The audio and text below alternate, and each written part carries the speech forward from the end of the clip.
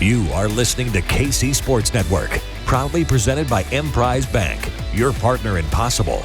All right, folks, what's good? We are back. Another episode, Ain't No Seats podcast, right here before the Monday before the Big 12 tournament. March is in full swing. Maybe the most anticipated Big 12 tournament that I can ever remember. I am absolutely pumped for it.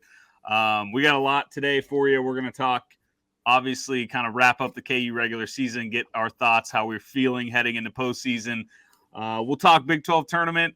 We'll talk bracketology, and we'll talk a little gambling picks later today, boys. But let's get into, fresh off the loss, Texas. I don't want to spend a ton of time talking KU Texas. I felt like that was a game that I think I tweeted, you take the tape, you burn it, you throw it away, you never talk about it again. I just don't think you can take too much out of that game. The Hawks still win the league, which is an incredible accomplishment based on what we had to go through to get there. But we're into March. We didn't exactly play great Saturday. B-Turn, I'll start with you. Where are you at? I don't know. How are you feeling about this team as we head in to postseason play? Yeah, I'm honestly not worried at all. And I know they had two bad showings in a row against Texas Tech at home. They were 39% from the field, and then they were 36 on Saturday. So, yeah, they looked a little lost offensively. But we've said it, they're battle-tested. They've played a ton of tough teams. They've beaten a ton of good teams. And these guys are just winners. It's a super tough roster, I guess you could say, if that makes sense. But these guys have won a ton of games in their careers, and they've played in a bunch of big games, and the experience will be huge in the tournament. So I'm not worried at all. I think we have the personnel to go deep in March, and I think they have the personnel to be really good defensively in March, and we have one of the best scores in the country. So I'm honestly not worried at all. Yep. AB, what about you? What are your vibes like as we head into the Big 12 tournament? I don't think they've really changed at all. It's just more of that's absolutely the way to beat KU is to force Jalen to do everything and hope everyone else just has a bad day. And the more often I see that, the more I get worried that that's just going to happen in the Sweet 16 second round. And you're not going to win that game regardless of where it's played or who it's against at that point in the year. Those aren't games you win. But I don't think it's like it's not going to happen every game. Like, I think they figured it out. It probably just was as weird as it is to say against the top 10 team, a sleepy game.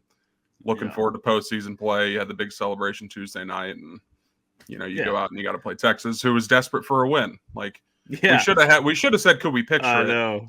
If we win that game, we win the conference by 3 games. Like, there was no way that we were going to win this conference by 3 games. And it would have been Texas' third straight loss, right? Right. Yeah. Yeah. Senior day for Texas, and it's like Friday night. I know we weren't too invested in this game, but say Friday night, how did you picture KU winning this game on Saturday?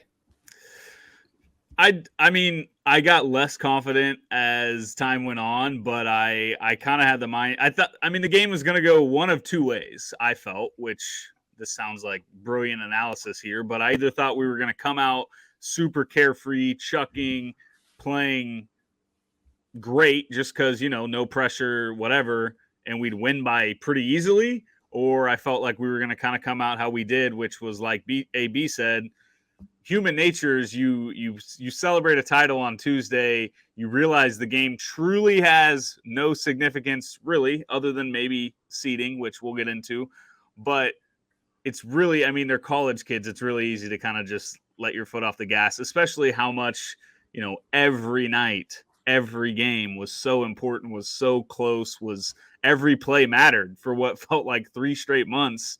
So for them to just kind of go in and struggle the way they did really wasn't a huge deal to me. I will say this, though. If we're going to get into things that worry us, AB touched on it a little bit. Is Grady Dick okay? Like, are we worried about him? He made 2 shots there in the second half. But man, it's really 2 games in a row where he's just been completely, I guess Tech, he was missing open shots, which I'd rather him miss open shots than just not take any shots like he did Saturday. So where are you guys at with him? Yeah, Sorry, go ahead, AB. No, you're good. I didn't know if it was me or you. You can go ahead.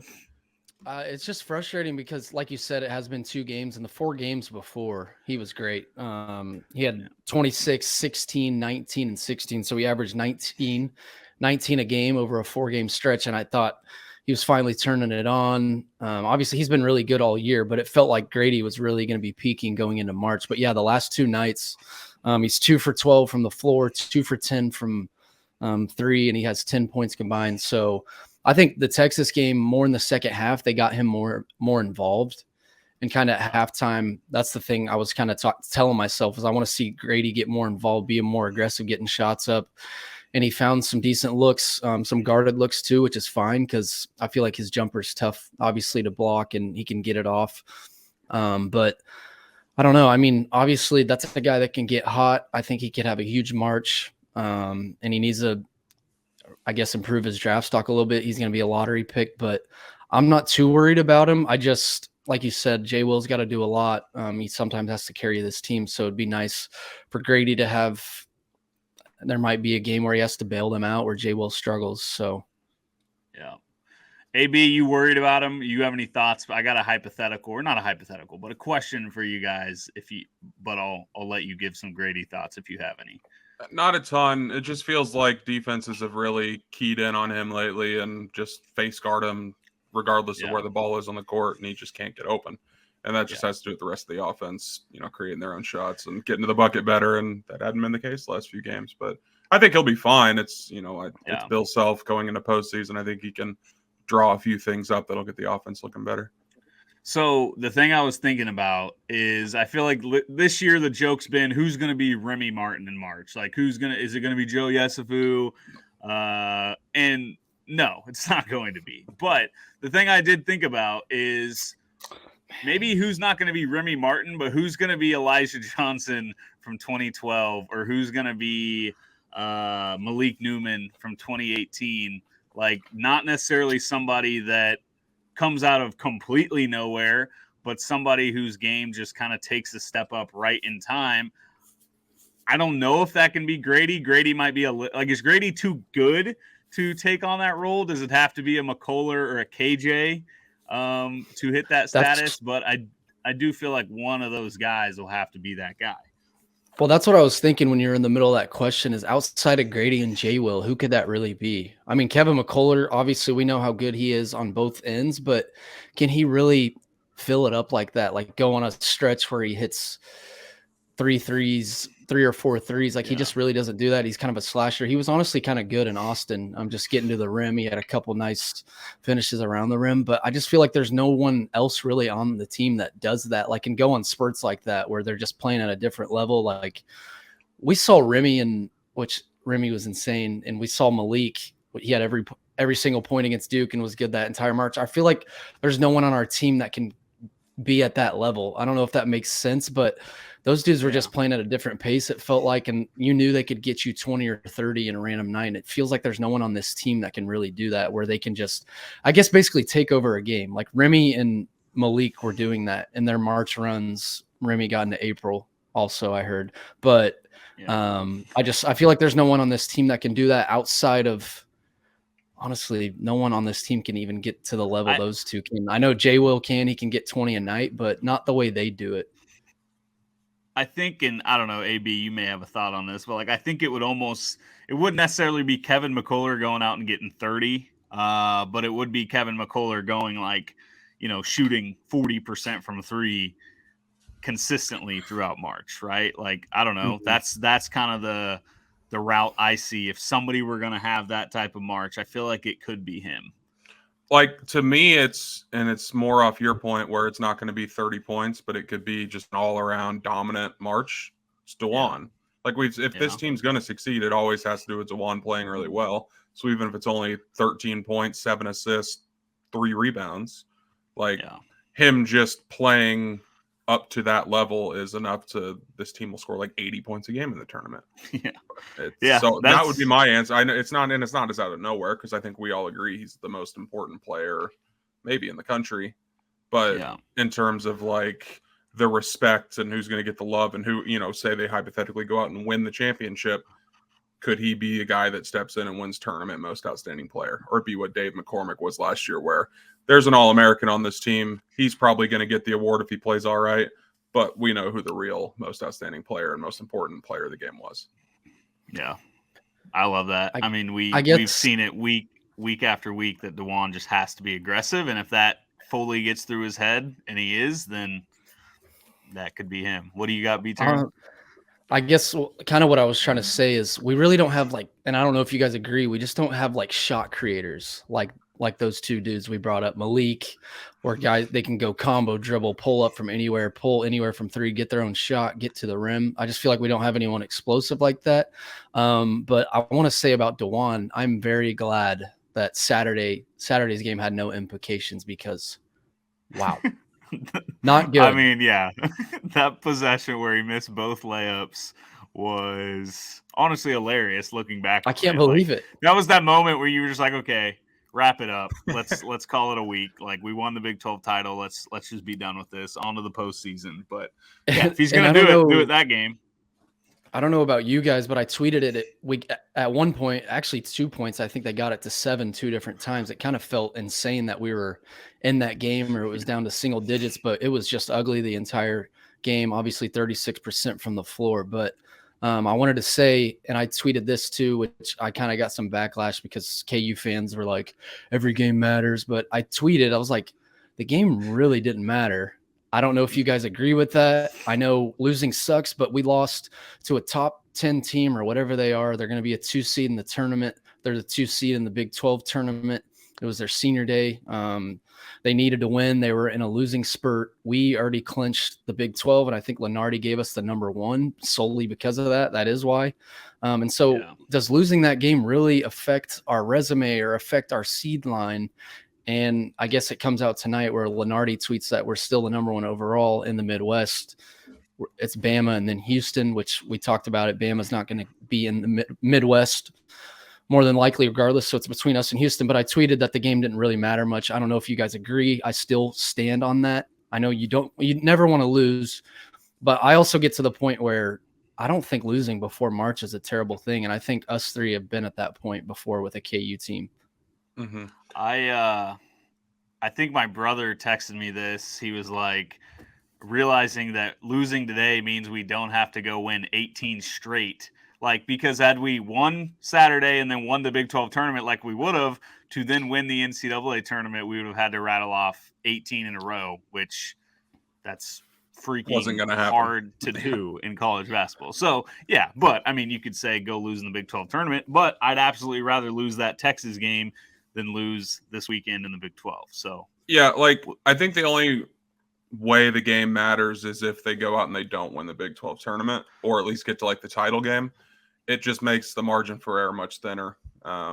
If they win that game Saturday, they might be locked into the number 1 overall seed right now. I know, but that is the only. It's not like they still control their own destiny at that. I think like if they go win 3 games this week, they're not going to move down. But I guess the thing that confuses me, and I know we got bracketology later, but like Palm still has us as the number 3 overall. So I don't really know who to believe or what KU has to do. I just genuinely think no one knows anything until like the big conference tournaments, especially Big 12, play out. And that'll probably right itself. I think I'm basically at the point where you win the Big 12 tournament, you know you're getting number 1 overall seed. There's just no disputing it. If you make the championship game and lose, I still think you feel pretty good about the number 1 overall seed. Or when I say number 1 overall seed, I mainly mean Midwest. I do not care if we are above Alabama or not. I just want to be above Houston so that we can pick the Midwest. If we make the final, I feel decent about it. Now, if we lose in the semis, or definitely before, then I think you're starting to sweat, because I think we're all pretty sure Houston's gonna roll through and win that conference tournament. So I don't know. It is weird to say that game didn't matter, because if we won, I do think we're sitting here right now being like Big 12 or number 1 overall seed is locked up. Like, we can relax this weekend. Whereas now, like, that semifinal game, which we'll talk about, is going to be a big one. It's going to feel really big if we make it there.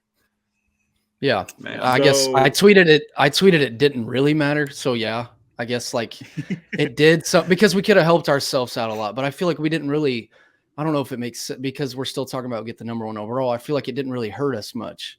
And it's obviously not a bad it's not a bad loss. Like it's a top 10 team who needed to win.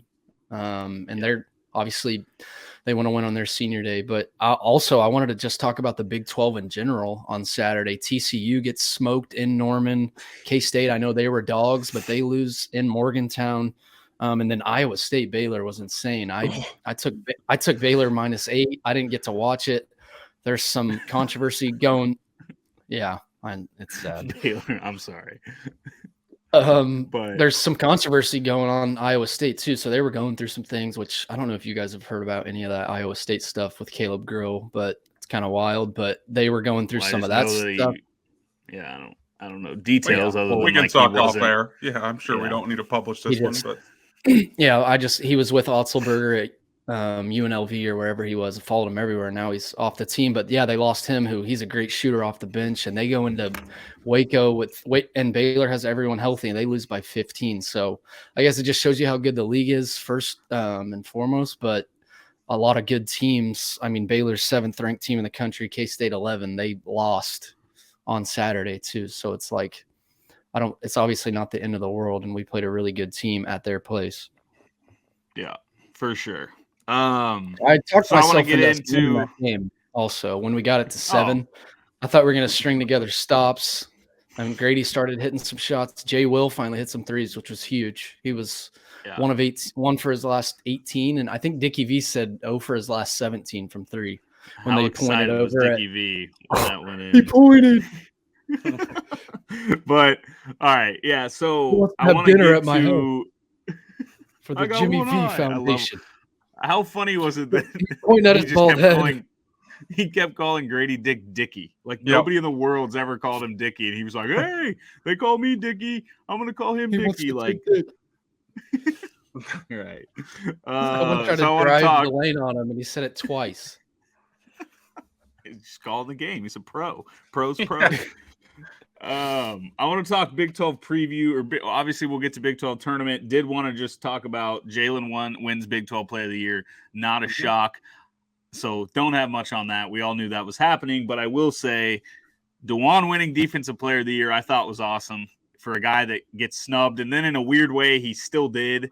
Yeah, AB, sound off. I was just frustrated with it. Like, I don't know. I don't want to complain too much because at the end of the day we're talking about like 3rd team all conference versus honorable mention. Like that's not going to be at the top of his accolade chart when he's done at KU.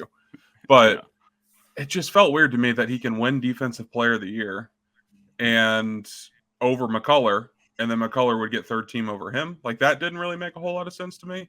But I just feel like you're handing out 1 offense and 1 defense. One player gets both of them, and he can't find a spot on any of the 3 teams. Like it's people still struggle to fully understand the value of DeJuan Harris. I mean, KU fans do. I don't blame him. Yeah. It's like how can you?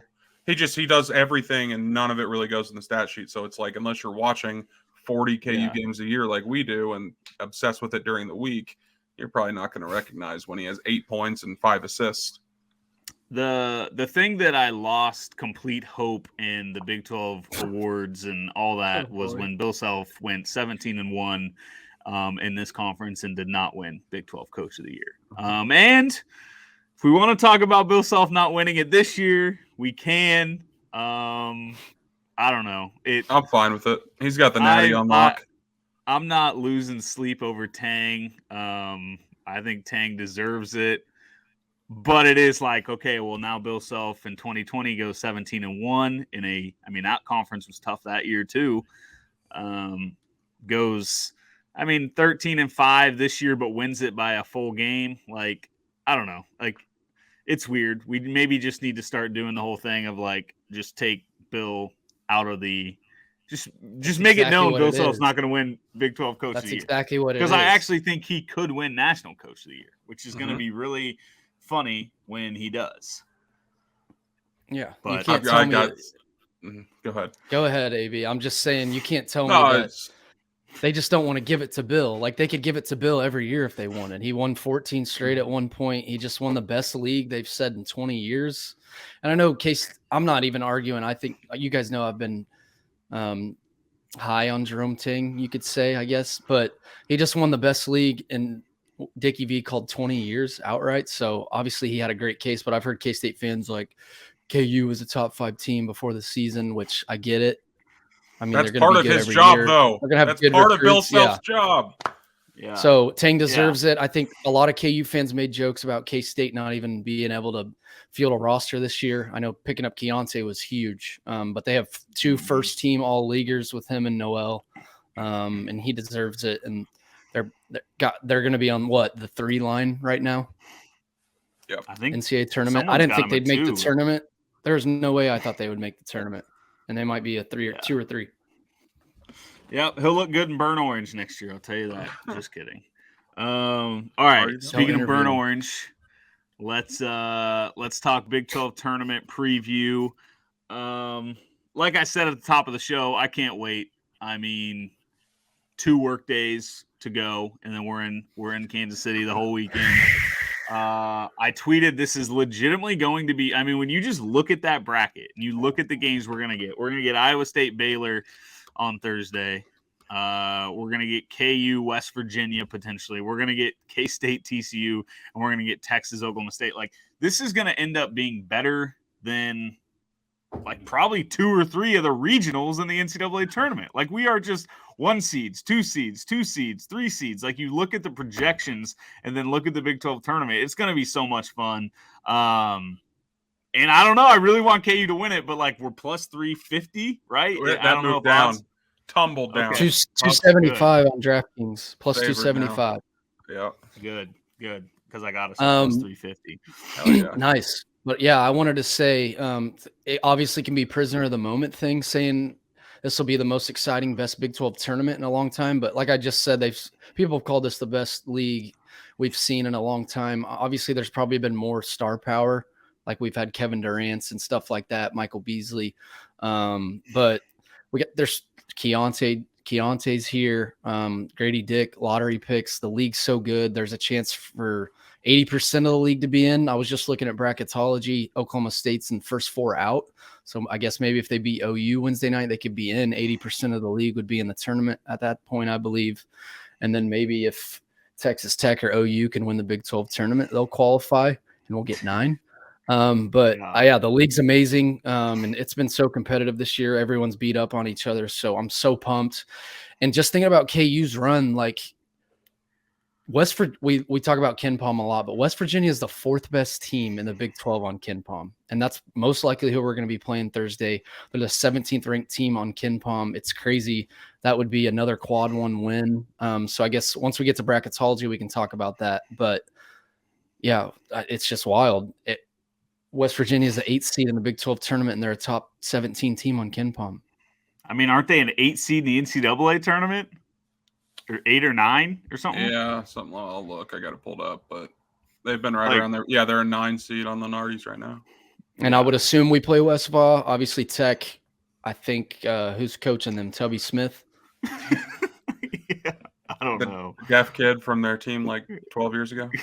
Gillespie. So, he left Tarleton. Yeah, Billy Gillespie. But yeah, I was thinking maybe Tech could play inspired ball. I mean, they played us well.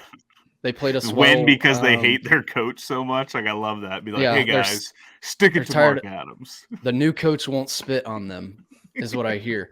Yeah. No more Bible readings. I don't know. Both games were tough at Tech. And then at home was a tough one too. So I guess if Tech won, both games are going to be tough. That's what I feel like. There's obviously been years where we're the 1 seed, we play the 8-9, and KU's just going to roll. But this either team we play on Thursday is going to be a tough game. And I also was going to say, calculations could be wrong here, but I think there's been 26 Big 12 tournaments. KU's been the 1 seed in 18. Jesus.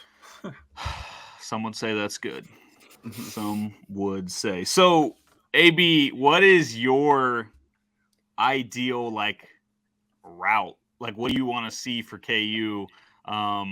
I guess kind of from like a standpoint of easiest way to win it, or is there like a way to look at it as how can we improve our resume to assure we get the number 1 overall seed without winning it? Like, I don't know. I'm trying to think of what I want to see happen this week, other than obviously us winning it all. I want to beat Huggy and KC again. Do that back-to-back years. And then I'd like to play Baylor. I think we probably will. I don't think Iowa State's beaten Baylor 3 times in like 2.5 months or whatever it'd be. Like, that would just be insane. They're not beating them twice in a span of 6 days. Right. Like that. So, but like, I also would think I would rather play Baylor just based on the matchup. Like, it's going to be a home game for us. But if it's KU Iowa State, that building's split 3 ways with red and yellow, purple and black, and red and blue. So just get one of those home teams out of there and play Baylor. And I want to play K-State again. I just think that would be a lot of fun going in, like knowing if you win, you're the number 1 overall. Get to play K-State and hopefully take the 2-1 lead in the series this year. Plus, Texas is just kind of fucking good. Yeah. What about you, B-Turn? Yeah, I knew AB was going to want to play Westfall just because he likes a little competition, wanted to play the better team. Mm-hmm. I don't really care who we play on Thursday. I think I just don't really care about our route, I guess. If I have to pick, I think KU Iowa State would be fun Friday night. I know Baylor fans won't. I'm sure there won't be a ton of Baylor fans. Probably going to be wrong on this, but one of my best friends is an Iowa State booster. He's made it seem like Iowa State fans won't be like in full force like they usually are in Kansas City this weekend. Maybe he's wrong, but he's pretty tapped in. Where are they vacationing instead this year? Ames, Iowa. Sacramento for the first round. So that's probably, they're still going to be there. I'm probably wrong there, but maybe it won't be as crazy. But I think KU Iowa State games are always fun. I remember the year Wiggins was there. I remember that game, Perry Ellis, that championship game. I remember when they beat the Wiggins team, it was like they were celebrating a national championship. It was insane. They love the Big 12 tournament. Love the Big 12 tournament. Like I can't lie, dude. When Iowa State is cooking and they go on crazy runs at the Sprint Center or T-Mobile Center, it's always going to be Sprint. It's crazy. And I get like their crowd gets so fucking loud. I'll admit it right now. I'm terrified of Iowa State at the Sprint Center. Like you think about, you mentioned the Wiggins game. They dominated us that game. I think it was the next year. It was Perry and Oubre and those guys in the championship game. I think they dominated us that game. Like, and then it happened a few years ago. Quentin Grimes, Dotson and Grimes, like they dominated Grimes us there. Just kind of like, going off to end the year. We've had some rough showings against Iowa State in the Big 12 tournament, and I mean those fans are psychos for that tournament, man. It's nuts. But so I agree with AB. I think Baylor beats him, unless it's one of those things like maybe Iowa State's just a bad matchup for Baylor, and who knows. But I think we're definitely going to be playing Baylor Friday night. So what I kind of wanted to do was just lay out maybe like predictions from all of us, kind of get your idea, or almost fill out a bracket to give me your thoughts on. Do you have one ready, AB, or do you want me to fire mine off? I'll go ahead. I mean, I just got KU winning it. I mean, we keep saying it's going to be a gauntlet, but it's going to be a gauntlet for whoever wins it. So, like, why not the 1 seed that won the conference outright before the last game of the regular season happened?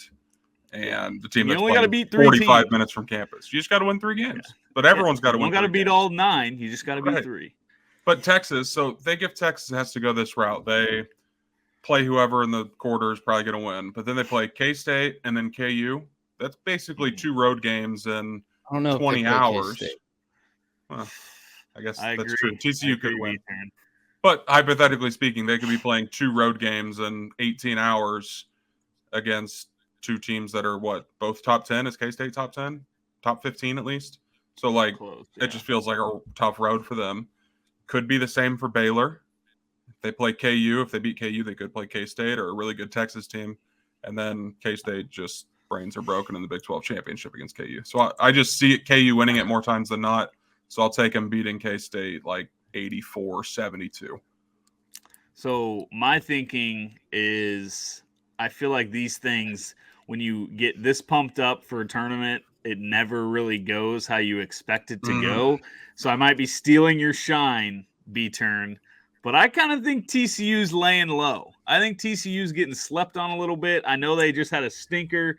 I feel like TCU can beat K-State. I don't think it's the best matchup in the world, and people forget TCU trounced K-State in Fort Worth, and then the comeback game in Manhattan did not have Mike Miles. So in the one game K-State's played TCU, they got absolutely pumped.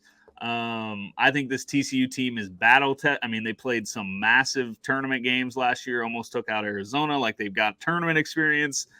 I wouldn't be surprised you see KU TCU final. That I could see happening. They beat K-State. They get some momentum. They play Texas.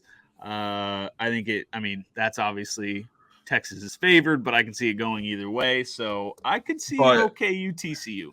But can you picture Jamie Dixon in a Big 12 championship game is the question. Didn't we do this last year? We sure did. That's why I brought it up. Yeah. I mean, at some point, the guy's got to do it. Like, if he keeps putting out a solid product, I think they can do it. I really like Mike Miles. I think we say this every year. Like, a good guard is so nice to have, and a guy that can go create his own shot is so nice to have in March. And that's, I mean, he's that guy. Like, I can see him being the story of the tournament. But he's same Patrick with Marquise Mahomes, Noel. Guys, remember?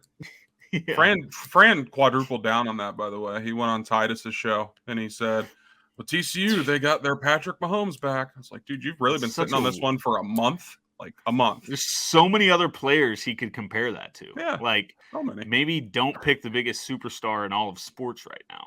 Like, I don't know. Man. All right. What do you got? What do you got? I'm going to just go chalk real quick. I'm going to go KU Texas final. I think Texas beats whoever wins that TCU K-State game. I would pick K-State, but I feel like I don't see K-State beating TCU and Texas. Like, I don't see it happen. I know they'll have a good crowd. I like their team. But I'm going to go chalk. I think I was going to go KU TCU, but I don't want the same thing. But I'm going to take KU. Oh, man. God, it's going to be tough to win this tournament. But I'm going to take KU over Texas in the final. Chalk. We simply do not lose to Texas in Big 12 championship. I could see Baylor. If we play Baylor, how good is that game going to be Friday night?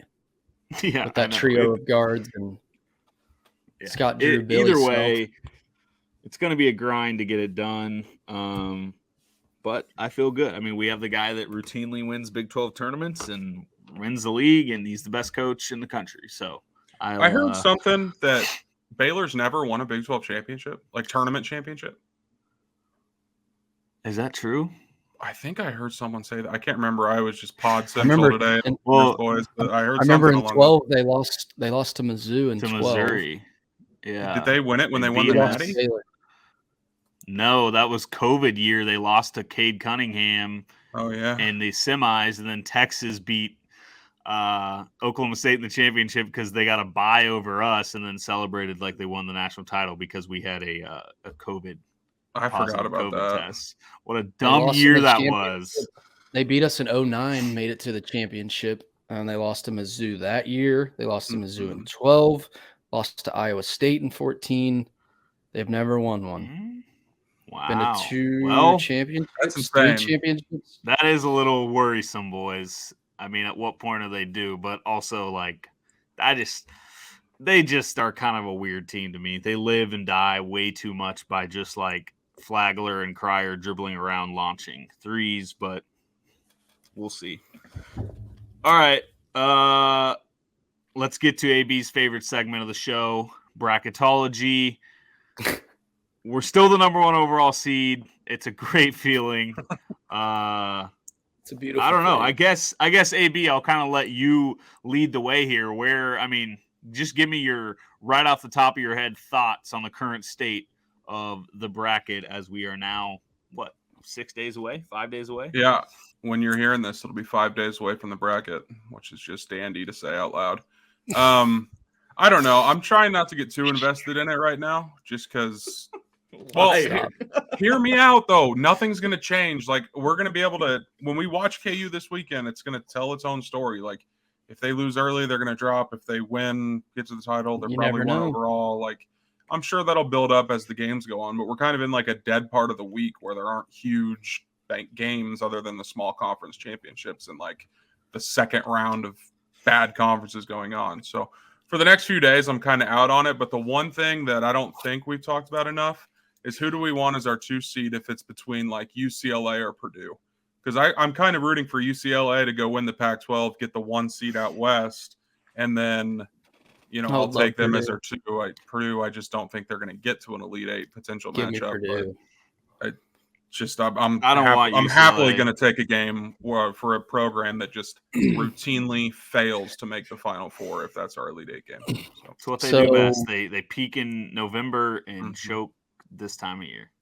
So at this point, there's probably a good chance that the 2 seed's only going to come down to what, like 2 teams that could potentially be our 2? UCLA and Purdue, right? If maybe Gonzaga. Teams, I'm just saying, if there's 2 Big 12 teams, we're not going to get either of those. 2 Big 12 teams as 2 seeds, so it's going to come down to. Yeah, it could still be Marquette. Arizona. I mean, if Marquette gets hot this weekend and just dominates the Big East tourney, they can move up to a 2. Old Andy Katz has Marquette ranked ahead of the Kansas basketball Jayhawks. That guy is a brain, I'll tell you. So I want to say what does KU have to do personally to lock in obviously win the Big 12 tournament, but to lock in at least being over Houston. I think Houston, obviously, I think if they lose this weekend at all in the American, they could lose to Memphis, which was a good game on Sunday, which we didn't even talk about. That was annoying. But that game winner was nuts. But obviously, if they lose, we're over them no matter what, right? Like they have to win the American. Yeah. The part of me that's struggling though is I don't see how last Monday we were behind Houston or even like Tuesday going into the game, but really all that's happened is KU's lost a game.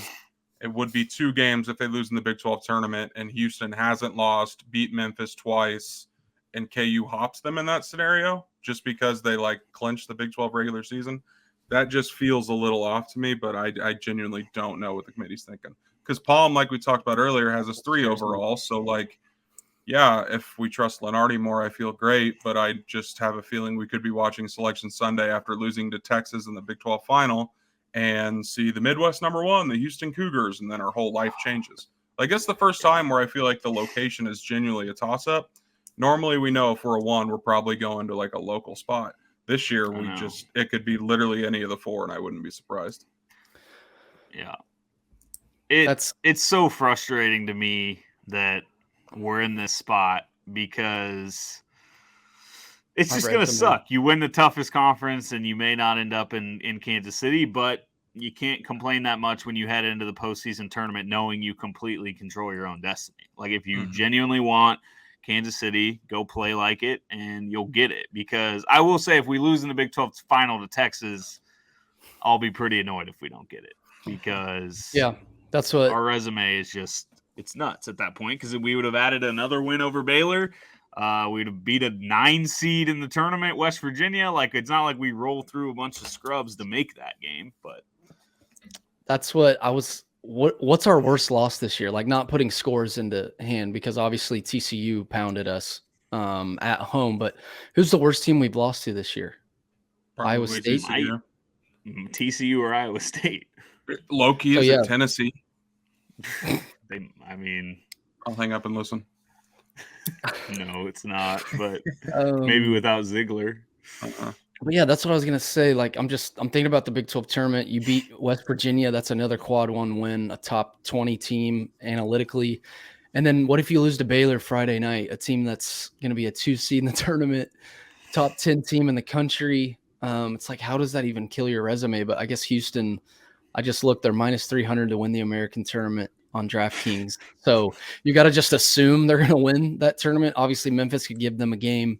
Kendrick Davis is pretty nice. But, where would you guys be at mentally? And obviously, we're going to be a little biased towards KU, but we're going to assume, obviously, they're -300. They're going to win the American. KU loses in the final. How are you feeling going into Selection Sunday? Oh, man. I don't know. I'd like to feel good and we name all the positives on the resume and everything.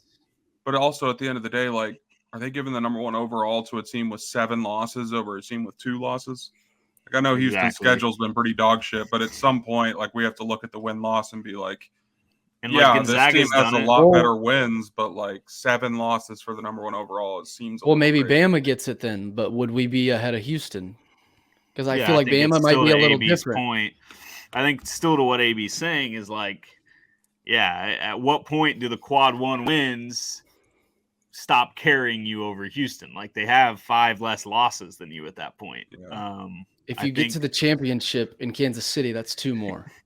yeah, I mean, it just depends. I guess it just depends. Like some people would look at the analytics and say it's a joke that KU even thinks they're going to be over Houston. Like people will say Houston's clearly a better team. Give them the seed, give them the Midwest. But I don't know. I will be quite annoyed if we make the championship game. Now, to answer your question, am I going to feel good if we lose in the championship and Houston rolls through the American? No, I will not. I will not feel good. Not. That will be a stressful Sunday. So here's one other note though. And CBS put this out during the Houston-Memphis game, but they kind of laid out how they go about filling out the bracket in terms of like Wednesday, they have their first little sheet that they put together and they do a little minor adjustments. But it said on Sunday, not much changes. So like, I don't know. I mean, Houston, the American Championship's on Sunday, right? So if they already have it locked in that KU's above Houston, how much does that win? Does it change? I mean, and like, it's not just flipping them 1 seeds because there's going to be so many Big 12 teams on the 2 and 3 line. It's got to make sense. It's going to completely fuck up the bracket. So completely redo it on Sunday. So I'm hoping that. Hey, hopefully they're just lazy and they're like, we don't want to cram on Sunday. Let's just give it to Kansas. Like that's my dream scenario is that there's a current board sitting there that says number 1 overall seed, Midwest, Kansas, and then maybe in like italics or something in parentheses next to it, it says assuming they win quarterfinal game. Like that's all I want. Like I just want them to come on Selection Sunday and say, you know what, Greg, we had Kansas in the number 1 overall spot heading into the weekend, assuming they could take care of business in that quarterfinal game. Once they did, we had them there. That's how far I've walked myself through this scenario, but we'll see. They come on, they say it every year. You know, Greg, Greg Gumbel in my head right now.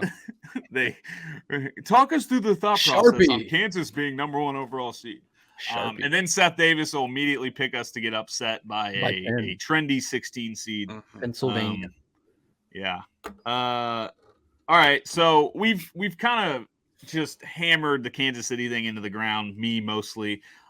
Let's be honest. I just want it to happen because I really want to go to the games. Like, I still think this team can make a Final Four without it, but I would really like to go to the games. And I actually have a really good NCAA tournament record, AB, knock on wood. But beyond that, let's talk. We know we're getting a 1 seed. That is the one thing that is nice. I think even like, 2018, I think we had to go win the Big 12 tournament to feel good about a 1 seed. I can't remember last year. Were we pretty set on a 1 seed heading into Big 12 tournament? I honestly don't remember that much, but I think can't remember. Well, I want to say yes, because we still, we won the league, but we shared it. Well, Baylor got a 1 too. So if Baylor got a 1, I think we were probably pretty firmly safe. But it is nice to head into the Big 12 tournament knowing you're on the 1 line, which now opens up the conversation. Who are the 8-9s and the 4-5s that you want no part of? And I think I've talked about a few of these, but one, and I don't know how much we've talked about this team, I have them written down as a 4. I don't want to see, and I think they continue to kind of get better, is they struggled, but like UConn is one team that I'm now like, I kind of jumped off the bandwagon for middle of the year while they were struggling, but I feel like they're kind of hitting their stride again, and analytically, AB, they are very good, right? Top 15 in both. Yeah, they've been top 5 all year in terms of overall. And one of those teams that I always see is like qualifies or whatever to win the championship, being top 20 in both. I haven't watched them a whole lot, but in their best player, big man. And like that just to me in March. No go. But like they are, you look at the other 4s and 5s.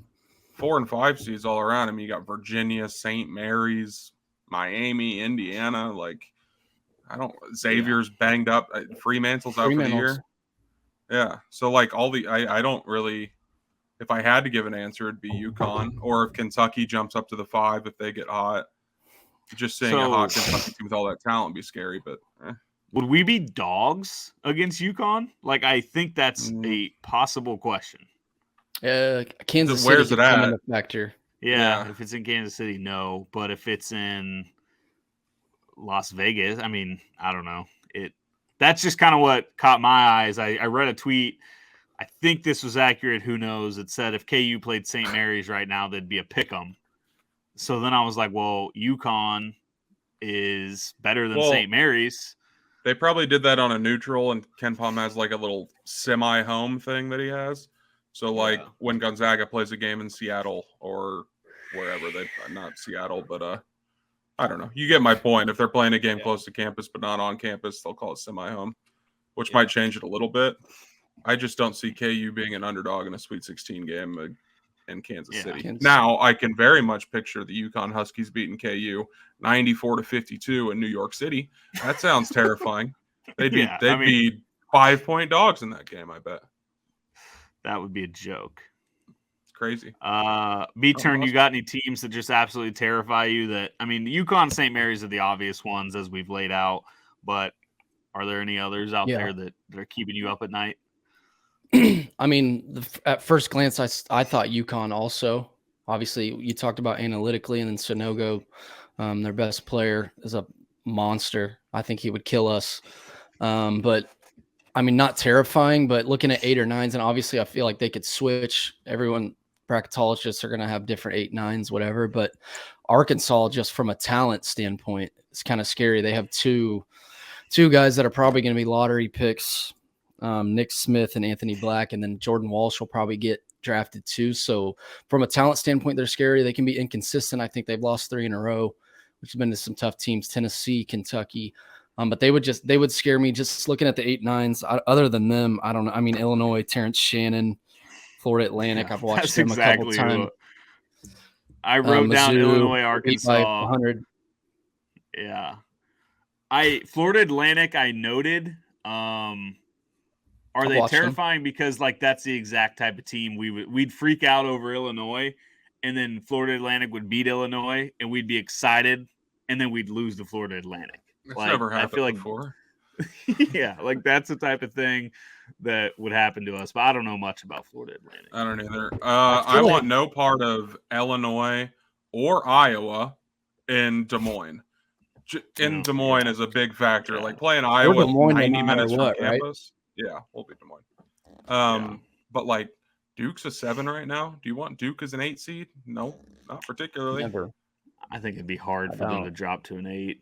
I would think so too. I mean, they have to lose pretty early in the ACC, but even if not, though, you've seen the committee just give teams better or worse seeds for the matchup purpose. You had 8 seed Kentucky against undefeated Wichita State.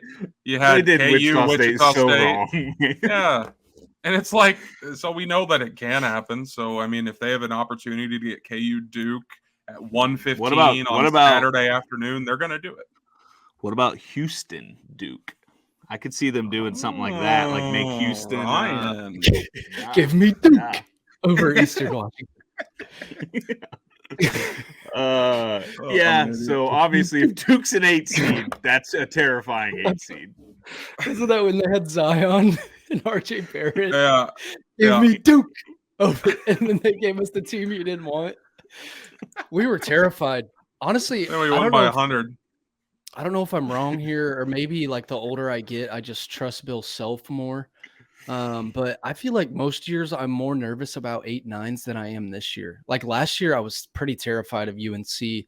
I was pretty terrified of San Diego State, which we avoided and almost lost to Creighton anyways. But I feel like every year there comes 8 and 9s that I'm like, dude, I really don't want to see them. And just looking at these, I mean, Memphis is good. They can score. But even FAU, I was just looking at them. I don't think they're good enough defensively. And Maryland, they play ugly. Big Ten's just disgusting. But other than Arkansas, Auburn doesn't even really scare me. I don't think. I mean, we went from 20. I mean, we didn't make it out of the first weekend from 2018 to 2022, which I know that was a COVID year included in that. But I think we were a little scarred because we had got absolutely trounced by USC, trounced by Auburn, and so yeah, I feel good about it because we got through it. But if you don't think that we see Arkansas popping up as our 8 seed, we're not going to absolutely. I'm sorry. Braiden can't stop laughing, and it's making me chuckle. And I feel like you're looking it up. No, I mean, on just, one that Selection Sunday, like you were on top of. You were calling every team and every seed and every region. Yeah, it was a good time. Tweet those videos out again. That was like what 4 years ago, and I think that had to have been prime bracketology for you because that's when we talked about that YouTube guy a lot. Well, here's the thing: I was living alone. I was single, and I loved college basketball. I think I watched every game all year that year. So like, yeah, it was great, and it was the beginning of the pod, so we were all going nuts. Yeah. That was Midwest year also. That was Kansas City. And we just needed to win one more. We were all obsessed with getting to Kansas City. We lost by 1 billion points in the second round. Here's my biggest what if in sports history. What if New Mexico State just beats Auburn in the first round like they should have? People forget that game went to overtime. I think we probably lose to New Mexico State. By who's posting them up? Sim Bular is going to be posting up down low. Do you guys remember him? Biggest what if in sports history? Well, I mean, I was stretching the truth a little bit to, dramatize. I can't wait. AB's going to be like 81 years old. Like, boys, my biggest what if, the 2019 12-1 in the first round against a 5. And like New Mexico State melted that game away. Like they choked bad, I think. Dedrick Lawson becomes a lottery pick after Kansas wins the Natty that year. Dedrick and the Miracles. People forget. Damn it, guys! I have many future bets that I would like to talk with you guys. That's what I was going to wrap it up with. Let's make some money. I have one that kind of got screwed. I think today, not screwed, but I'm pretty nervous. Xavier. Yeah, I kind of felt good about them going on a run. I just thought they had a bunch of upperclassmen. I love their starting 5. I thought Nunge and Freemantle would be. I know it's about guard play, but I think their guards are good too. So I thought.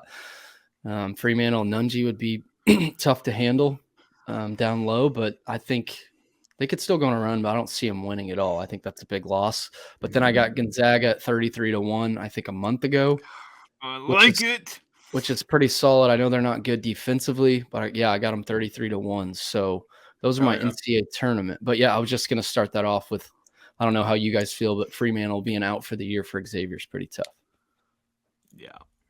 That is. I do not have any action on Xavier. I've wanted to pull the trigger on Gonzaga.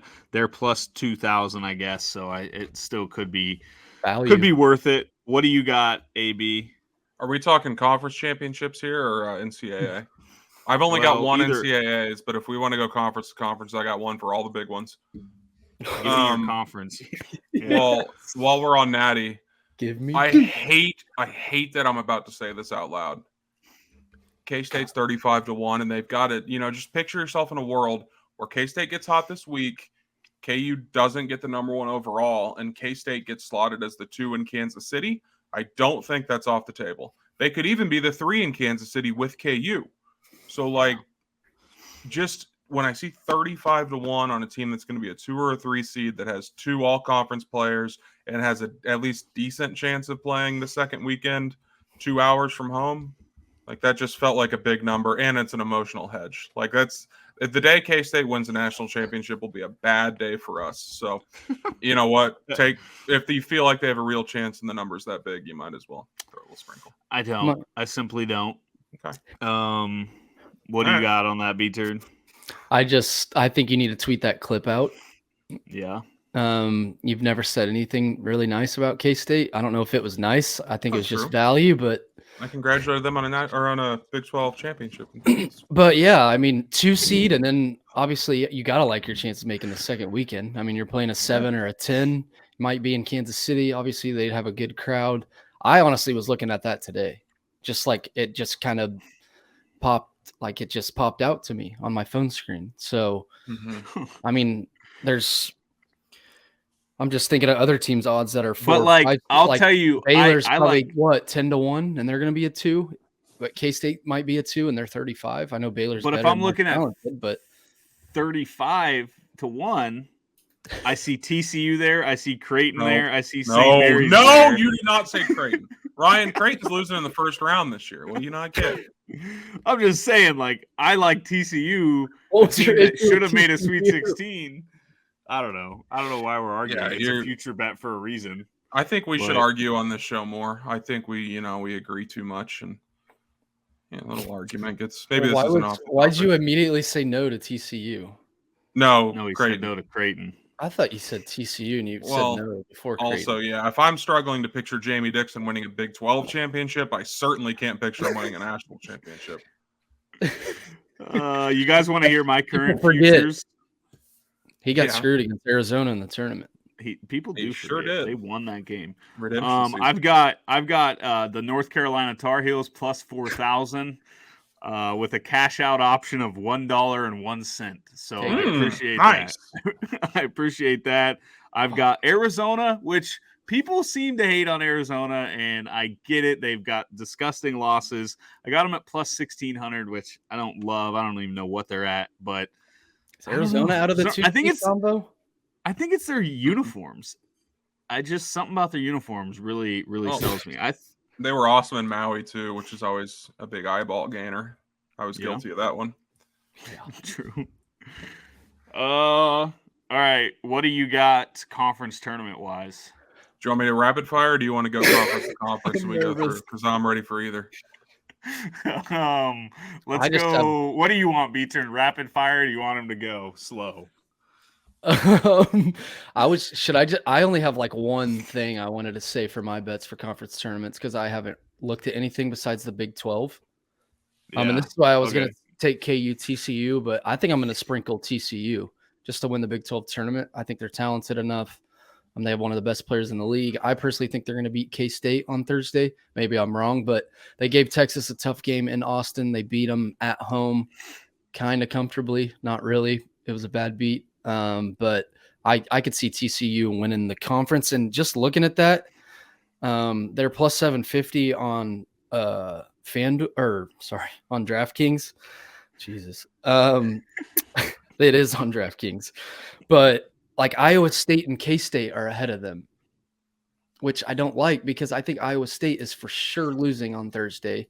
And I think TCU, I think it's probably the crowd and they're higher seated. I think there are 5, TCU's a 6, but I see KS, or if I think TCU is going to beat K-State, I feel like I might as well sprinkle a little TCU to win the Big 12 tournament. So I don't hate it. I have them in my final, as we've said. All right, AB, I want you to rapid fire, and I'm going to see if any of mine line up with yours. Starting out west. Go. Starting out west, I've got 2 picks here. I got Arizona plus 210. It's hard to beat a team 3 times. It's, same logic I used with Iowa State, Baylor. UCLA's beaten Arizona twice this year if they play in the final. No, they haven't. Did they not? Arizona beat UCLA at Arizona. Shit. I take that back. Take it back. Scratch Arizona off the board. Scratch Arizona off the board. Well, I figured a team losing 5 games in the Pac-12, 2 of them would probably be against UCLA, but no, they lose to you just guessed. No, I thought I remembered it, but anyways, we'll scratch that one off the board. But I do like a little sprinkle. Oregon 12-1. UCLA, don't know the guy's name. I know they had a guy get hurt. Oregon would get UCLA in the semis. Yeah, that guy. Oregon's the 4, get UCLA in the semis. Hopefully, they beat them banged up. 12-1 just seemed big to me. I like that. We're going out east, Big East. This one's just value. Nova 10-1. They've been better with Justin Moore since he got back. I think they're like 8-3 or something, which compared to what they were before the year was just bad. But I don't love it. It was more of a value. Big 10, Illinois 12-1. They're in the easier half of the bracket. If they beat Penn State and then Northwestern, they're in the semis. They wouldn't get Purdue till the championship game. Big number, sure. And isn't that in Chicago? Or Big Ten does feel like it's pretty wide open. Yeah, it does. Yeah. Maybe I should respect Purdue a little bit more, but I just don't think they're going to win it. Big 12, I took KU. We already talked about that. SEC, I took Arkansas 12-1. They wouldn't have to play Bama until the finals. They play Auburn in the first round, and then they would get Kentucky, I believe. I know Kentucky just beat them, but they're banged up, and I don't know. It just felt like good value for a team that we all think has loads of talent. So I don't have one for the ACC because that's not a real conference to me. If you're going to take anything, take something fun that you think could happen. But I'm not going to bet on Duke. Not going to take Duke. Give me Duke. I like those outside of well, I just lost my train of thought as I'm sitting here scrolling. Arizona. Well, yeah, Take Arizona out of there. But I actually love Arizona. I don't know. It's going to be Arizona, UCLA. I don't really see another. I guess USC, maybe. A team I'll throw out. Big East tournament, always chaos. I like the Nova pick. Is like Ed Cooley and Providence getting slept on a little bit at all? They got plus their 1,500. I know. dicks I mean, they kicked in look this weekend. terrible, but is it like a classic motivate yourselves heading into the tournament? I don't know. I thought plus 1,500 seemed a little high for them. I like that. A team we didn't talk about. A team that gave this Kansas Jayhawks fits. Southern Utah. Plus 700 in the Western Athletic Conference tournament. I mean, it took a Grady Dick jumper in the final minute for us to win that game. Southern Utah, they got to go through. I mean, Sam Houston and Utah Valley. Give me the Southern Utes, man. All right. 7-1? Yeah, 7-1. Sure. Tarleton State down there at plus 2,000 if you're really looking for a sprinkle. But did you have any of you have any SEC takes? Arkansas. I like that value. I could see Kentucky. I don't know if the value is good enough there. I feel like they're pretty inconsistent. So I don't know about them. I think they're definitely playing better headed into the tournament. I could see that. I feel like it's probably tough to bet on that tournament at all, just because I think Bama could just get hot and go crazy. But yeah, I like the Oregon pick with that value. And then yeah, Big East is always crazy. That's always one of my favorite conference tournaments, just because it's always tough. I feel like random teams go on deep runs. I think if I had to pick a winner of that, I think I would take Marquette, honestly. They've just been consistently the best team in that league all year, but I feel like I still have a hard time believing in Marquette at all. I can't SEC, real quick. I know Ziegler was super valuable to Tennessee, but like, is Tennessee just going to be looked over now that they've lost him? Like, they're still, I feel like they do really well in the SEC tournament. That's completely off the top of my head. I have no idea if that's accurate. They still got a good roster.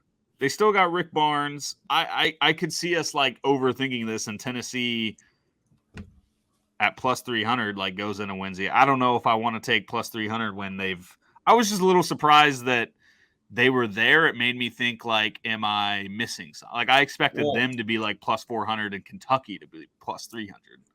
They're confusing. So like, even before he got hurt, they've been struggling. They've lost 6 of 10. One of those wins was South Carolina at home. But like, in that stretch, they beat Bama and they beat Arkansas and they beat Auburn. So like, I just really don't know what to make of them. I know that I'm not going to trust them when the big tournament comes out, because never trust them. Yeah. But the SEC, and I was trying to not pick 1 seeds for the most part, just to have fun and for like value purposes and stuff. I don't know. I don't watch enough basketball anymore to know who's going to win that tournament for real. But Tennessee to me is just such a boring team that can't score. And if they're going to win the tournament, it's going to be like 55-53 every night. And that's just not something I want to root for. What rumors are out that Ole Miss is interviewing Chris Beard. What if Chris Beard coaches Ole Miss? We like them at plus is that 5,000? 3 million. No, that's more than that. That's 4 zeros there behind the 5 for Ole Miss to win the SEC tournament. So hey, I heard Marshall Henderson's coming 500 to 1. All right, man. I love a good future bet. Yeah, they're the best, especially when they hit. The worst is when you're done by like Thursday night. All your futures have lost. You're just like, okay, cool. I just wanted to say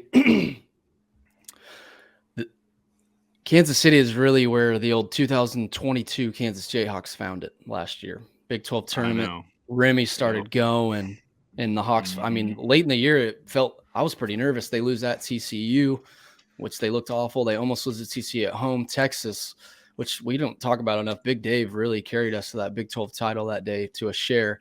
But they really found it in KC. Some Ochai lobs. Remy started going off. Remy carried that into the tournament. So I know we talked about what kind of worries us if we're worried going into it. I hope they find something offensively. The Big 12 just to give the fans and the players some confidence going forward. Because I guess if they win ugly in KC, we'll be nervous. But I just get the vibe that this team has to be really damn good defensively in March. Yeah. Yeah. I mean, we really did roll through the Big 12 tournament last year with not even a close game. We killed Westphal, killed TCU, and then Tech was a good game, but we had very much control of that game. So, yeah, I agree where it's if we take a step up defensively, which there's no reason to think we won't, I could see us just looking awesome this weekend, and I can see us Selection Sunday just going nuts as we see our bracket talking ourselves into a repeat. I want it so bad. Just imagine the storylines. Number 1 overall seed.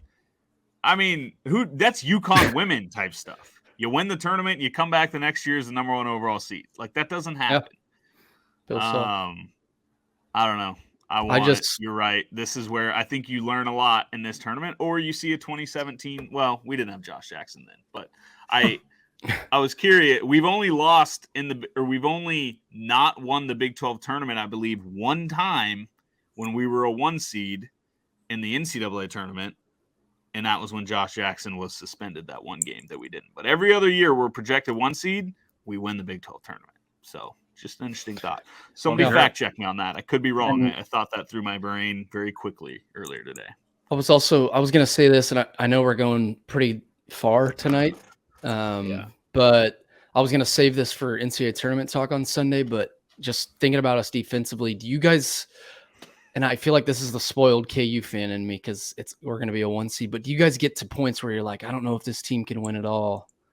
But then you sit back and think we got Bill Self, we could be really good defensively, but I just know they're going to, I mean, every team has off nights in the tournament, but we don't have to go too deep into this, but I get to points where I'm like, God, can they really win it?